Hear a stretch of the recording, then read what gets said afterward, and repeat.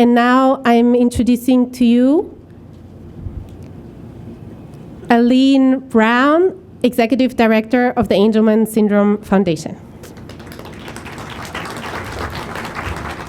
Thank you, Isabel.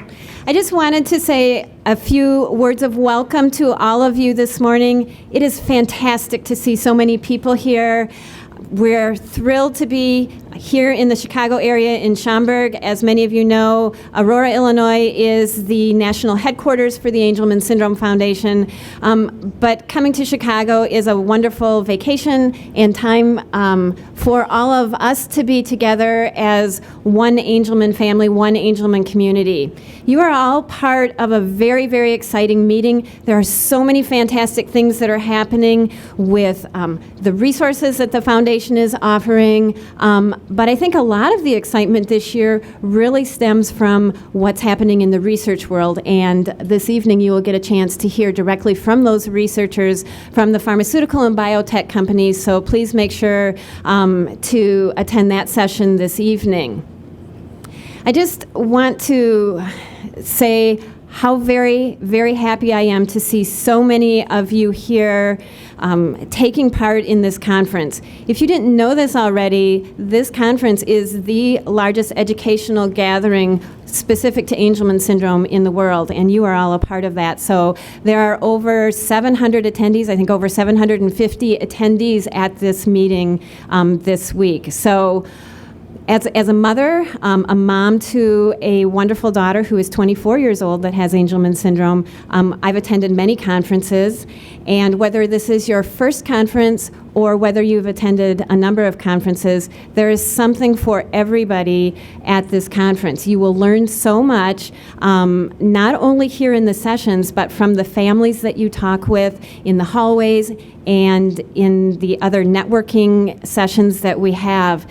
And take full advantage of your time here. I know we pack a lot into this meeting, but we do that for you. And it can be sometimes an overwhelming experience, but I think a very exhilarating experience and an incredible opportunity to learn. So I just wanted to say thank you all for being here. Take the opportunity to talk to the experts that are here. They'll provide you with tremendous information that you won't get anyplace else. And just really enjoy your time here together as a family. So welcome. Thank you for being here. It is now my privilege to introduce to you probably one of our most sought-after speakers at every conference, and that's Dr. Stephen Calculator. Dr. Calculator, I think that you were at the first conference that I was at probably in 1993, maybe? Yeah, I know, we're dating ourselves. Dr. Calculator has done more for communication in Angelman syndrome than probably anybody that I know. This is a treat for all of us here. You will really learn a lot from Dr. Calculator. I'm not going to give all the details about your background, but I would just like to say welcome, Dr. Calculator. We're so pleased to have you.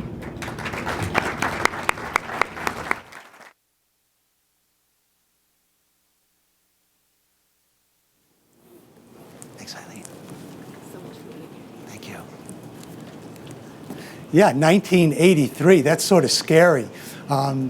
Last night, I went to a reception, and Dan Harvey's daughter was there, and she asked me how I got interested in the area of Angelman syndrome and what got me started.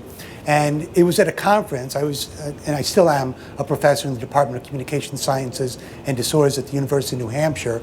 But I was called into a conference in DC, and the purpose was to sort of lay out trends in research regarding individuals with severe disabilities and where the field might be heading, and use that as a way of determining funding priorities for the U.S. Department of Education. And I went up to the stage and I did it was about a 15-minute presentation on where I saw the field going in terms of severe disabilities. And when I was walking back to my chair, this woman who I'd never seen before reached over and grabbed me by the arm and pulled me out of the aisle. And I was a little bit alarmed, of course. And she said, what do you know about Angelman syndrome? And I said, well, not a whole lot. I've probably seen and developed programs for a few kids, two of whom were twins. She said, well, then you're an expert in Angelman syndrome. And I said, well, no, I've only seen 3 kids. You're an expert in Angelman syndrome. Would you be willing to come to Falls Church, Virginia, and help our school in developing a program for our daughter, Dana? So I agreed to do so. And, as you know, the Angelman community is a very connected community. And following the evaluation, Mom and Dad got on the phone and talked to another Angelman family who brought me in, and that kind of got things rolling. So at this point, I'm just trying to think, I'll bet I've seen about 75 kids and adults all over the country. And most of the efforts have been trying to develop program plans, not only communication, but educational. Okay? So today's topic is communication, educational, and related considerations for individuals with Angelman syndrome. And the three definitely are not mutually exclusive. So when you take a look at educational programs for kids with Angelman syndrome, and you look at adults with Angelman syndrome, much of the programming, it focuses on communication. And when you ask parents what is their top priority for their kids, other than their health and their overall well-being, it's always communication. That's a priority area. So communication and education are very much intertwined. And what I'll show you today is that when you're looking at PT and OT and other kinds of considerations, they all relate directly to communication and education. Okay, so just some takeaway messages. So what I hope to accomplish today. And you've got the handout, an abbreviated version of this. It's on pages 67 to 70 of your handbook that was given as far as the proceedings of the conference. So just some takeaway messages, and we'll revisit these at the end of the talk. One, think big and encourage others to do so as well. Right? So this whole idea of having very high expectations. Don't sell your kids short, and don't let anybody else sell your kids short. Maintain high expectations. Think in terms of membership, participation, and inclusion. Right? So as far as a vision, look at it in terms of membership, participation, and inclusion. And then very, very importantly, in those of you with adults, it goes by very quickly, right? These little preschool kids, they grow up to be adults, they're still presenting some challenges, but have a lot going for them in their lives as well. So think about today, think beyond today, think about tomorrow. Okay, so let's start off with the first one. Think big and encourage others to do so as well. So there's a concept that was framed by a gal by the name of Ann Donnellan at the University of Wisconsin, and she phrased it the least dangerous assumption. And now it's also talked about in terms of a model of presumed competence. And with the least dangerous assumption, the idea is I'm going to use a strategy in terms of making decisions on this individual and the kinds of programs and goals I develop. I'm going to develop these programs based on a belief that if I'm wrong, I'll do the least possible harm. So for example, right now, very, very exciting, we're starting to look at reading and writing for kids with Angelman syndrome, which never, ever was, just wasn't thought of. They have Angelman syndrome, they're not going to learn to read and write. Right? So thus, a generation or multiple generations of individuals with Angelman syndrome had no opportunities to gain experience with literacy. And lo and behold, as adults, none of these folks can read and write. So the assumption was made, they're never going to learn to read and write. So as adults, yeah, they never learn to read and write. But what if we had assumed that they did have this capacity? Right? So with the least dangerous assumption, the idea would be whether it's reading and writing or whether they're going to be able to use a very, very high-tech, sophisticated AAC system, augmentative and alternative communication, the idea is assume they are going to be able to do so. And guess what? If it turns out, as you give it a sufficient trial, you put that effort into it, it doesn't work out, what was lost? So what's worse, trying it and it doesn't work out, or denying that opportunity for your child? So least dangerous assumption. My first experience with this was a young man that I evaluated out on the West Coast, and I went through this evaluation, went through developing a program for this young man, and then the mom brought me to the airport along with a big bag of biscotti. Wow. And she brought me to the airport. She said, and there's something else in the bag for you. So I couldn't wait. As soon as she left the area, I'm really bad around Christmas and other holidays, I just ripped into everything. I got into the biscotti, and I pulled out this thing, and it was just this oval piece of fruit, or I couldn't figure out what it was. And I was looking at it, I started rubbing it, I was smelling it. I couldn't figure out what the darn thing was. So I got home, my wife said, how'd it go? And I said, well, pretty good, but this is just so confusing. I pulled it out. She ran it under the water. We started looking for a wick on it to see if it was a candle. Couldn't figure out what it was. You know, it was just driving me crazy. And I didn't want to call up the woman and say, thanks for the gift, but what the hell was it? You know? So I got a message left for me that next day. Thank you so much for coming and visiting with Matt. I hope you remember the story of the eggplant. And the story of so it was an eggplant and a wax one. But the story was the school assumed and told this mom that her child was a vegetable and they should never expect him to accomplish anything in terms of educationally. Right? So that was where they were coming from. Right? And over the course of a few days, what we kept on pushing and pushing was, this kid is not a vegetable. You know, this is a human being with all kinds of potential, and unless we have a real shift in terms of expectations and attitudes, we're not going to have this kid realize just some wonderful, wonderful potential. Right? Also, as far as thinking big and encouraging others to do well, one thing to kind of remember, and maybe this is one of the takeaway messages from today, is pre means never. So a kid that's in a pre-reading program, that child will never learn to read. Someone who's in a pre-vocational program is probably never going to get a job. Okay? Someone who's in a pre-inclusive education experience probably is never going to be included. So it's just a little term, a little preface, or prefix rather. When you see the word pre, if you have kids or you have adults that are in programs with the prefix pre, the question asked is, then when? Then when? Right? So rather than enrolling someone in a pre-vocational program and having them learn the necessary prerequisite skills to be able to then eventually get a job, right? The preferential approach is to get the job first and then build the supports around the job. So identify what needs to be done once that individual is already working. Right? So pre means never. So again, great example of this is a kid in New Hampshire. He was in a segregated setting, and the parents really wanted this young man, Donnie, to be included in the public schools. And he had some really severe, challenging behaviors, and the assumption was, you can't let this kid go out into the community. He's going to pose a danger to the other kids, to the teachers. So over a period of many years, this kid was learning to manage challenging behaviors, which once under control would enable him to then go into the community and go into a regular educational setting. So what I did was I worked with the school and said, well, we don't know what's going to happen. I mean, the conditions in this segregated program where he's surrounded with other people with severe disabilities, many of whom have very severe challenging behaviors, these are just stimuli that don't exist in a regular school. So why don't we give them the opportunity to go into the school, let's see what happens, we'll have enough staffing just in case something happens, and then we'll react accordingly. Well, guess what? He went to the school, and this guy that was maybe about 25 to 50 aggressive episodes per day, it went down to, guess what? 0.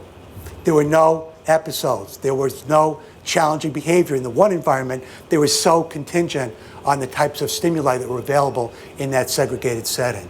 So again, pre means never.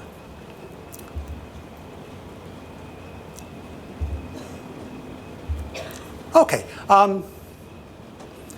Maintaining high expectations. So the latest research on AAC device usage by individuals with Angelman Syndrome has been revealing some very, very interesting data.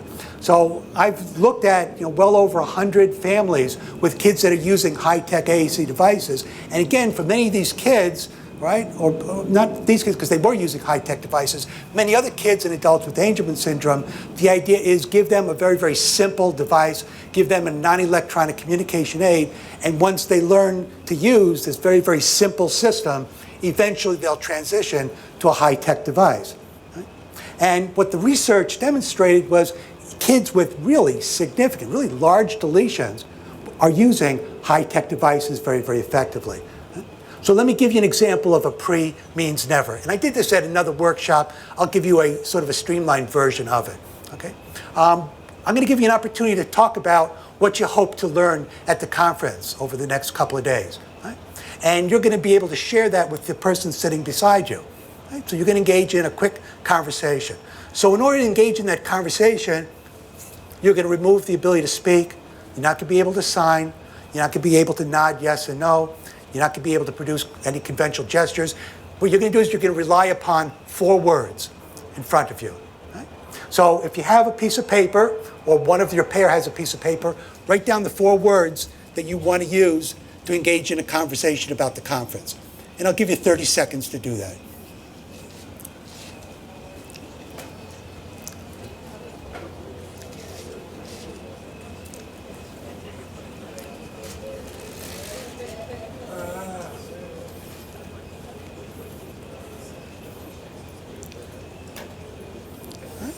So again, you're going to talk about the conference, but the only way you're going to be able to communicate with your partner is by pointing to the words, one of those 4 words that's in front of you.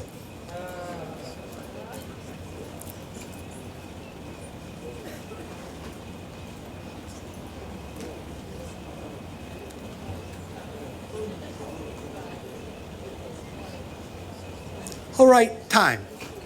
So what you'll do now is, okay, find a pair, so identify a partner, and those of you with a partner, all right, everyone will have a partner, your partner can flip their communication board over. So you're left with only one communication device. Does everyone understand?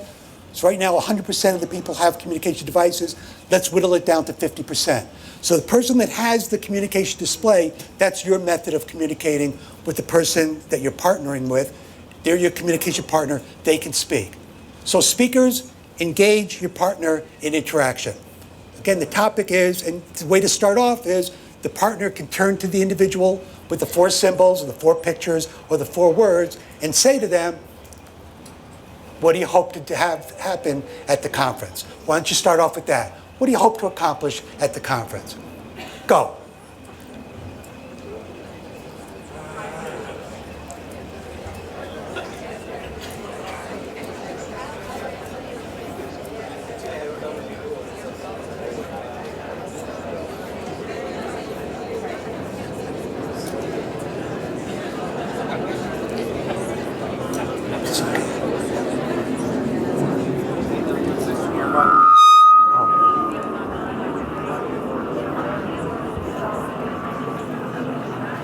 All right, I'm going to put you out of your misery. How many of you had an enjoyable conversation? How many of you revealed anything new, anything novel? How many of you experienced frustration? How many of you, right, putting yourselves in the shoes of your kids, how many of you would have just as soon picked up that display and put it where the sun don't shine? Right? Of course. So this is what we're doing to our kids on a regular basis, right? We deny them access to more sophisticated devices that gain access to hundreds of messages. Instead, we say they're not going to be able to use a device with 100 messages or access to many more types of symbols and meanings until they can master this 4-item display. And guess what? They never master the 4-item display, right? Using the 4-item display as a prerequisite to using the high-tech device, they never make their way to the high-tech device. So what my research is showing is that individuals that are using these really, really low-tech devices or no-tech devices, right, as opposed to the individuals that are using high-tech devices, the latter group are indeed using these systems very, very successfully. And they're indistinguishable from the group of kids that are using these very, very simple, non-technologically complex systems. Same diagnoses, right? Same kinds of test scores, and yet they're performing at a much, much different level. Okay, so I'm not going to go through these because I do want to have time for questioning at the end. But this is just some of the data that I've been overturning. So parents' ratings of the usefulness of kids' single most advanced devices, and those advanced devices are always speech-generating devices. But overall success, having wants and needs met, if you take a look at very useful, useful, and somewhat useful, they're doing pretty darn well. Okay? Communicating more effortlessly, communicating in more places. value that they're placing on the devices. So 50 out of 91 kids, their parents are revealing their kids value their devices. Their kids understand the purposes of the device. They seem satisfied with the device. They're unable to use the device effectively with people that are unfamiliar with them. Right? And we'll talk about that more a little bit later. The idea that when we're training individuals to communicate, they've got to learn to communicate with people other than teachers and speech-language pathologists. Right? We have to teach people to communicate with a broad range of listeners, people that are familiar with them as well as people that are unfamiliar with them.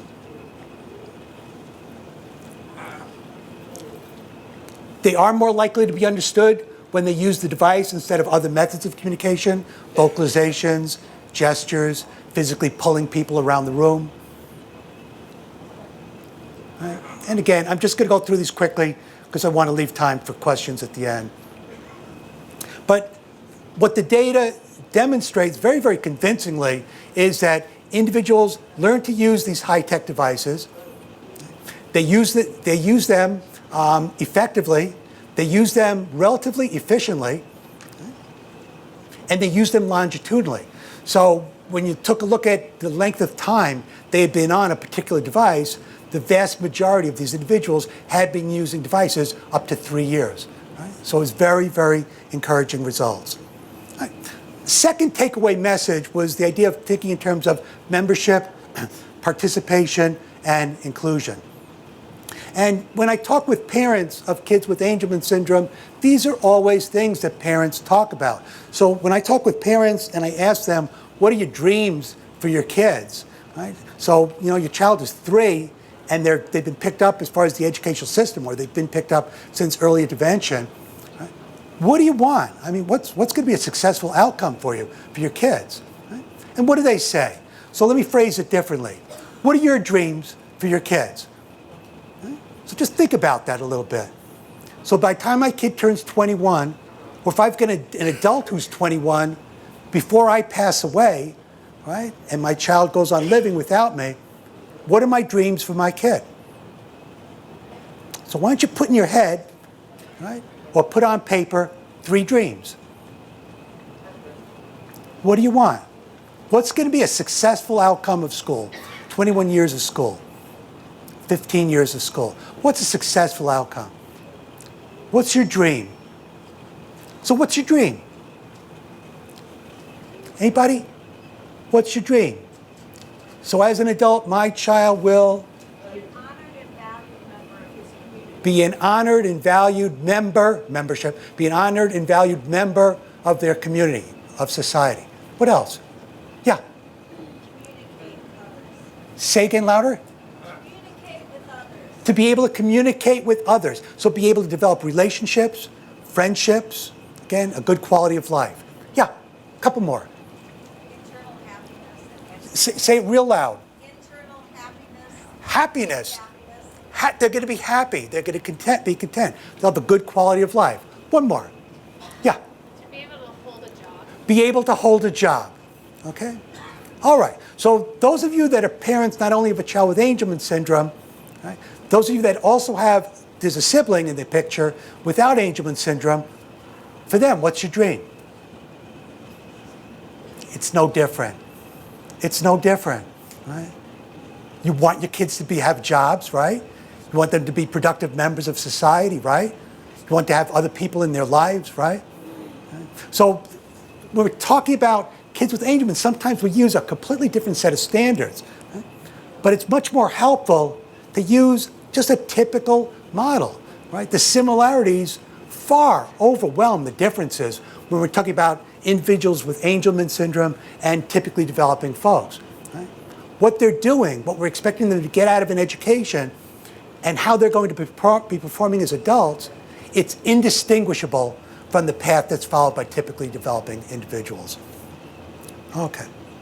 So one thing that we're seeing more and more in the U.S. is a commitment towards inclusive education. So, districts that 10 years ago dug in and they said, there's no way that this child with severe disabilities is going to be in a general ed classroom, kids are now showing up in general ed classrooms. Right?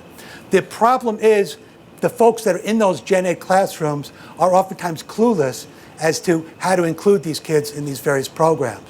So the kids are there, they talk about inclusive ed, the kids aren't learning very effectively in many cases, they're getting very little out of the education, the teachers aren't invested in the process, and people use that as indications that inclusive education was a failure. So I would argue that everything I just described, it's miles and miles away from a true model of inclusive education.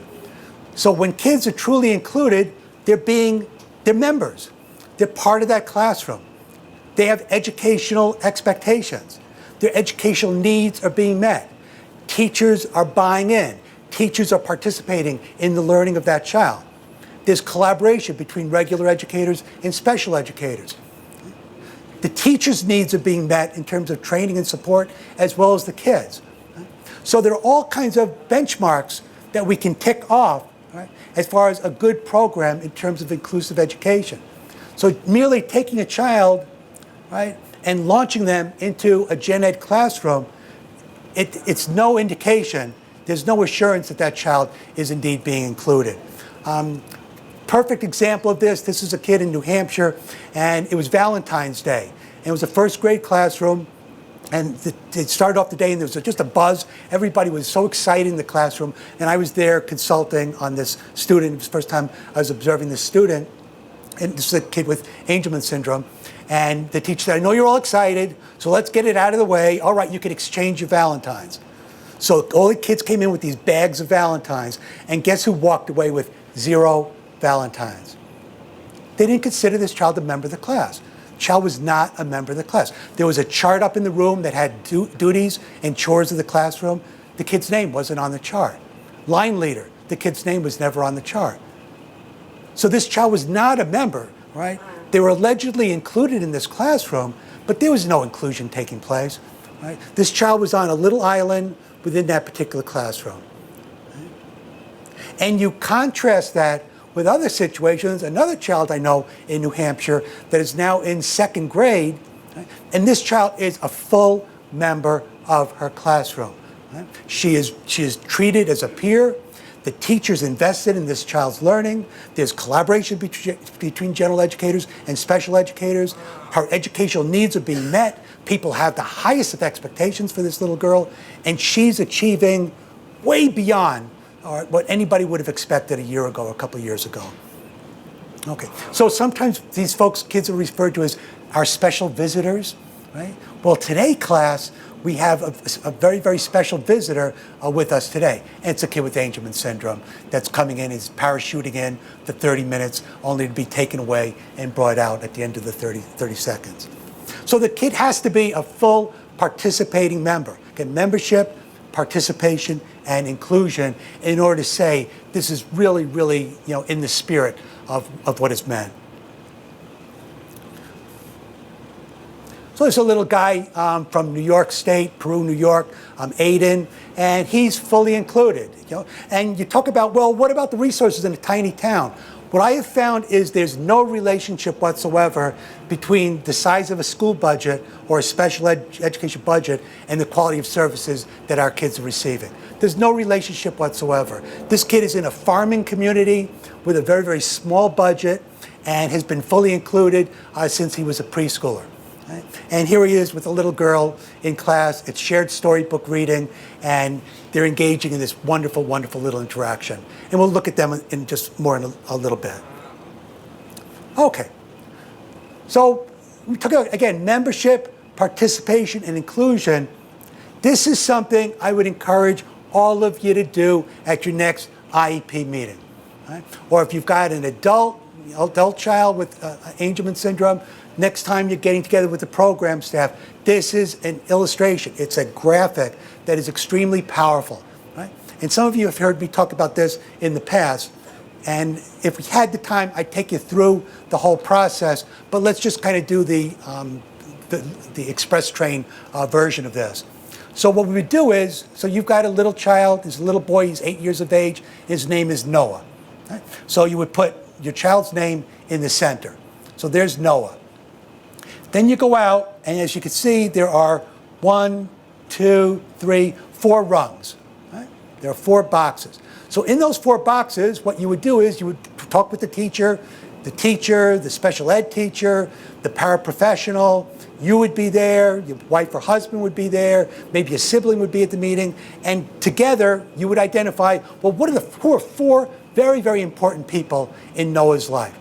And these are people that interact with Noah on a regular basis. It's give and take. Noah seeks them out. They seek Noah out. There's a very, very strong personal, social, and emotional relationship with these individuals. Right? And oftentimes, those are filled with family members. Oftentimes, family members. Then we go out to the next set of boxes. Right? And those boxes are important people, the most important people, other than immediate family members, right, in our child's life. So for Noah, who are Noah's best friends? Who are the individuals that seek out Noah? Who does Noah seek out? Who does Noah communicate with on a regular basis? Who communicates with Noah on a regular basis? Right? So there's a nice strong bond, a nice strong friendship. So we fill those boxes. Then we go out to the next set of circles, next set of rectangles, and we fill those with people that Noah has fleeting opportunities to interact with. Right? So he interacts with them for 2 minutes on a Monday, but doesn't see them until the following Tuesday. Or he interacts with them in the hallway, going from class to class, he exchanges hellos. Right? Or he interacts with them out on the playground as he moves from group to group. So fleeting interactions. And then you finally go out to the final set of squares, and those are people that are paid to interact with Noah. So these are people, their livelihood depends on Noah staying healthy. So these are MDs, dentists, orthopedic surgeons, bus drivers, cafeteria workers, speech-language pathologists, physical therapists, occupational therapists, therapeutic recreation specialists. We go on and on and on. So when you do this, as far as with a team, as a planning tool, guess what you find out? You run out of space on that outer set of squares. So you fill it up. He's got a PT, he's got an OT, he's got a speech-language pathologist, he's got an adapted PE teacher, he's got this. We fill up all those squares. As we move inward, right, fleeting opportunities, the number of squares start to diminish. When we move to the next set, best friends, it's hard to identify a person in our child's life. If we identify it, there's one person there. And then we get to the inner circle with family members. So parents with whom I'm working and schools with whom I'm working, what I'll oftentimes say is, you know what? If you don't accomplish anything else over the course of the school year, or at the age, by the time this kid leaves elementary and moves on to middle school, I'm going to regard this program as a failure unless we fill those squares. So people will actively program, and people will actively plan, and people will select programs to implement based upon connecting kids with other kids, relationships. Remember, participation, membership, and inclusion. Again, this is something else that I've shared in previous talks with the Angelman meeting, and it's a definition that was provided by Ferguson as far as what is a successful outcome of school. So the purpose of all our interventions, programs, schooling in general, is to enable students to participate in their communities so others care enough about what happens to them to look for ways to include them as part of their community. So if I did the flip side of your dreams, and I talked about your nightmares for your kids, what are your nightmares? My kid's going to be alone. There aren't going to, as adults, there aren't going to be people. Yeah. Did you have something? They're going to be alone. There aren't going to be people in their life that care about them. They're not going to be able to work. They're not going to be valued. They're not going to be valued. They're not going to be safe. They're not going to be physically safe. These are the things that parents talk about. So the idea is, for example, for communication purposes, I want these individuals, all right? I want these individuals that when they leave school at 21 or 22 years of age and they go into the adult world, they have the communication skills to engage other people. They're able to communicate and interact in such a way that they are a magnet. they pull other people into their lives. So it doesn't have to be written on an IEP. There is no IEP after the age of 22. There are no longer IEPs. Right?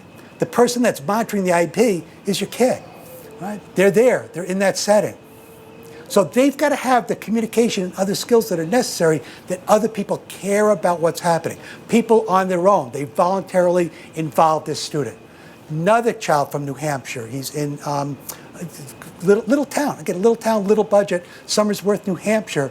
He's now 24, I think, years of age. I've worked with him since he was a preschooler. And this guy, we talked about him last night again, he's got just this amazing life. He has an amazing life. He goes to the Works Athletic Club, and that's where he works out. And he's got people that show up at about the same time each day that he shows up, and they assist him, natural supports. They assist him getting on and getting off of equipment, along with the support person that accompanies him. He uses all type of adaptive equipment and assistive technology. He did a three-peak bike race, bike marathon. He rode over 50 miles up mountains on a tandem bike. And you take a look at the quality of this kid's life, and he's got it. He's got it. Right? And it took his parents advocating for him and looking for particular kinds of aspects in terms of programming, right, over a lengthy period of time. So the outcomes as an adult were very, very positive for him. All right. So participation, membership, and inclusion. Really helpful type of construct in taking a look at inclusion and the way inclusion might be defined. Right? So Pat Miranda has talked about inclusion not as a special education issue, right? Not a special ed issue, and commit to collaborative work that transforms schools into educational settings that welcome everyone, all the time, everywhere. Right? So it's a school reform issue. So inclusion is not a special ed issue. Inclusion does not just involve special education. So one of the first things that I do as a consultant is I meet with the principal. Right? I'll meet with the principal and I'll say, what is your philosophy for school? Right? And in some cases, they actually have a published philosophy. In some places, they actually have it on the walls in the hallway. And it'll say, Concord, New Hampshire values all students and will provide the resources necessary so all children fulfill their full potential. All children reach their full potential and are contributing members of society. So that's their philosophy. But is it a philosophy for gen ed? Is it a philosophy for special ed? Is it a philosophy for all students in that school? So in many cases, there is no philosophy in special education. There are no guiding principles in special education. They're there for regular ed, but not for special ed. So if we're going to talk about including kids and moving towards reform, education reform, right, the first step is that philosophy, it has to be more pervasive. That philosophy has to be applicable to all kids within the school. So whether I'm looking at special ed, a special education program, or a gen ed program, right, regardless, what's happening should be consistent with the philosophic beliefs of that particular school. So in some cases where schools don't have a philosophy, that's the first step in terms of developing an inclusive program. And then does that principal have the leadership skills that they hold the rest of their staff accountable? So we don't do that in this school. We don't treat kids that way in this school. Our belief in this school for all of our students is blah, blah, blah. So you don't have little pockets of activity that are completely contradictory to the school philosophy. Okay. So one of the problems that oftentimes occurs in terms of inclusive education and problems why kids are not included more effectively is the fact that people don't know how to do it. People don't know how to do it. So there are many programs, as far as teacher training programs, that they provide very, very little experience in terms of inclusive education. Now, I'm embarrassed to say at the University of New Hampshire, our general education teachers, kids that are studying to be gen ed teachers, they're not required to take a single course in special education. Okay? And then as appalling, students that are studying to become special education teachers, guess what? They're not required to take a single course in general education. They don't have to learn about reading curricula, writing curricula, strategies for managing behavior within a gen ed setting. None of that is taking place. So what we do is we perpetuate and perpetuate and perpetuate these bad practices. So people invest, these poor fathers and mothers, they invest $120,000 in their kids' education over a course of 4 years or 6 years. The kids get out in school ill-prepared to work in these educational fields, and the only way they pick up the skills is through continuing education. Right? It's appalling. I can say at our university in New Hampshire, within our speech-language pathology program, students are being taught as far as principles of inclusive education. They're being taught how to collaborate with gen ed teachers and others. But this has to, again, it has to become much more pervasive. Because the gen ed teachers, when there's the expectation that they become the primary teacher for that student, their first reaction is, I haven't been taught to do that.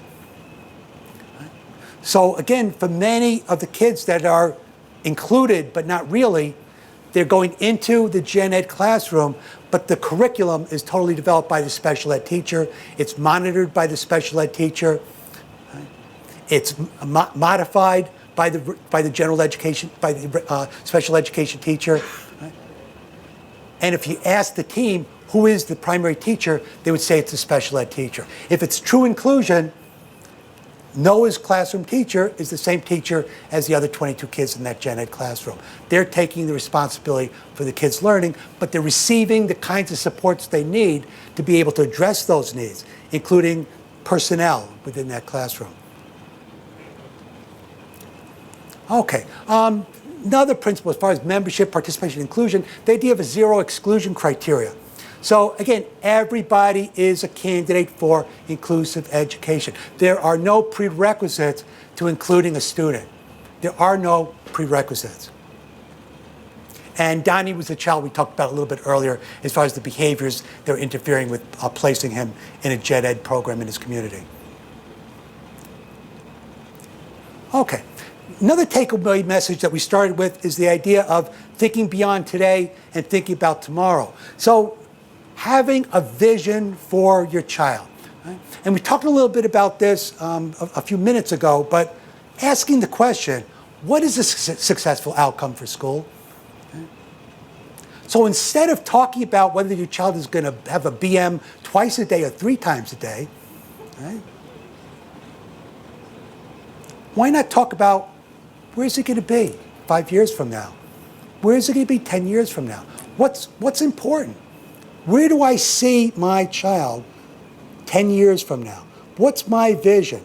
What are my expectations of the school that it could result in a satisfactory outcome for my child? So we engage in discussion, dreams, nightmares, right? And we talk about how those dreams and nightmares align with program. So perfect example, there was a student and they went almost 3 years. All right? They kept on getting extensions. They were going on 3 years without a signed IEP. All right? They kept on renewing the old IEP, and they were involved in mediation, and then they would settle, and there'd be more mediation. Then there was a threat of due process, and we'd go back to mediation, and it just went on and on and on and on. And we were sitting at one meeting, and we pulled out the IEP, right? And I said, well, you know what? Maybe we should, let's say the names were the Joneses. We said, maybe we should just figure out what the Joneses are looking for. Obviously, the school and the family are miles apart as far as what they're looking for in terms of program, right? Because the parents, right, if the school proposed three units a week of speech language, the parents wanted 5. If the school was proposing 2 units of physical therapy, the parents wanted 5 units of therapy. If the school was proposing 1 session a week with adapted PE, the parents wanted 3. Right? So that's where it was all going. And again, impasse, impasse, impasse. So turn to the parents and said, well, what are you looking for? What is going to be a satisfactory program? What are your dreams and visions for Maya? What are your dreams and visions? And they talked about it. And they talked about the things that we've already talked about. We want them to be valued. We want him to be able to communicate with other people, including people that he doesn't know. We want him to be able to develop friendships. Eventually, it's going to require a lot of support, but we want him to go out and get a job. We want him to live in a good environment with a good quality of life. So they laid out their vision. They laid out their vision. They laid out their dreams. And then, as I said, was let's look at the proposed IEP. And again, the IEP will indicate when he needs to go to a toilet 2 out of 3 times over 3 consecutive days at a level of accuracy of 80% or better. What does that have to do with the parent's vision?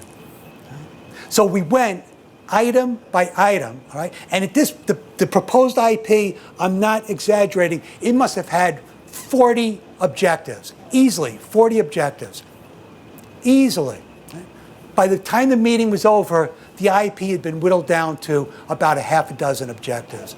And each objective was aligned with the parent's vision.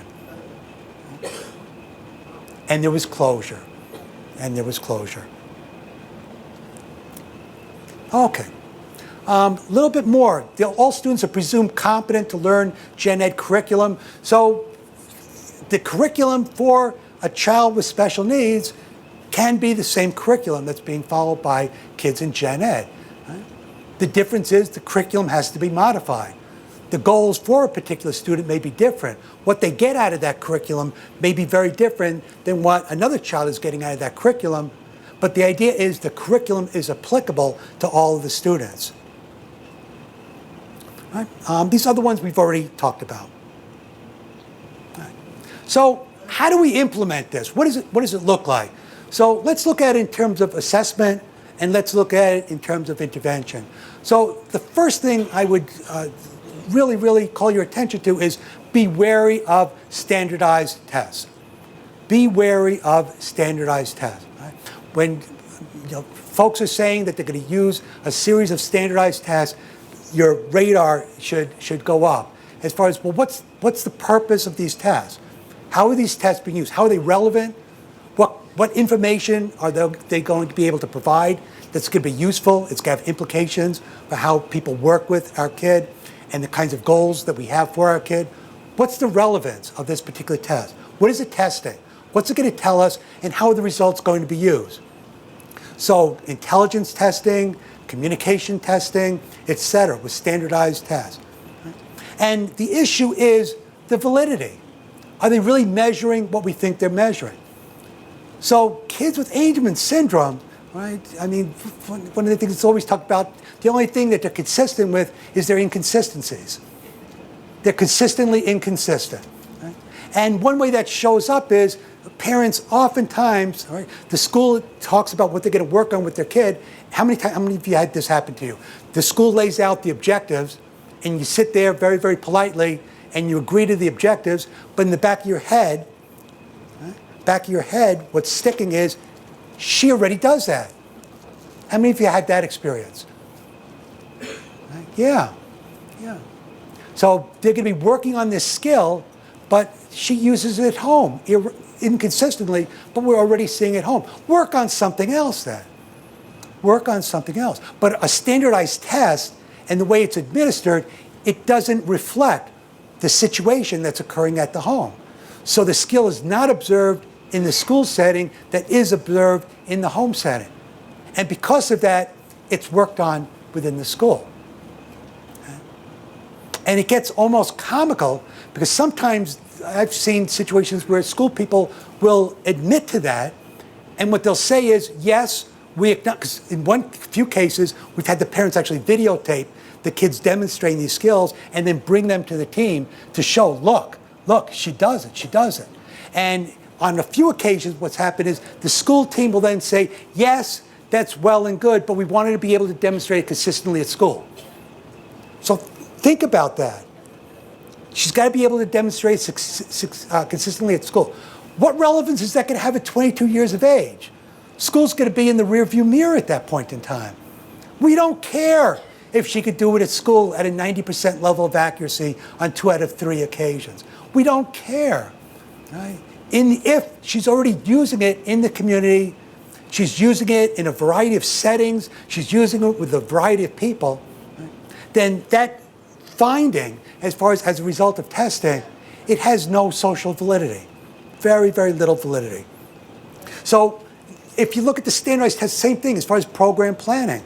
So in speech and language, there are all kinds of tests that are available in speech language. And with kids with Angelman syndrome, unfortunately what happens is we look at where they are cognitively, and if based upon intellectual testing, cognitive testing, the impression is that this child is falling somewhere around a 2-year level. Well, this child who's 18 years of age is administered a standardized test that was normed on kids 1 to 4 years of age.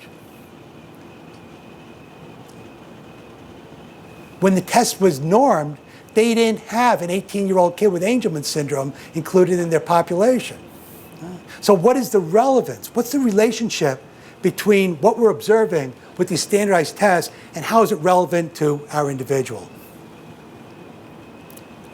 A little bit more on standardized tests. Be very careful of things like developmental ages, grade equivalents, and similar measures.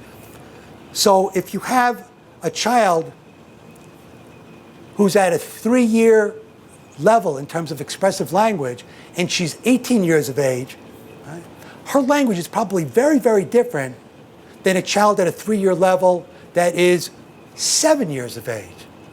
Right? So that score, that age equivalent or grade equivalent, it could be very, very misleading. So what's an 18-month age equivalent in a kid who's 5 years of age as opposed to a young adult who's 18 years of age? Right? One of the problems with the standardized testing is we are operating under the assumption that kids with Angelman syndrome develop in the same manner as typically developing kids. Right? And that's a false assumption. There's no data at this point to indicate that the stages of learning, the sequence and stages of learning, right, and the way in which concepts are learned and cataloged over time that are very pervasive in typically developing kids are the same for individuals with Angelman syndrome. So even if the kid with Angelman syndrome, based on a standardized test, is operating at a 2-year level, right, we still can't say they got to that point in a way that even remotely resembles how a typically developing kid that's now chronologically 2 years of age got to that same point in time.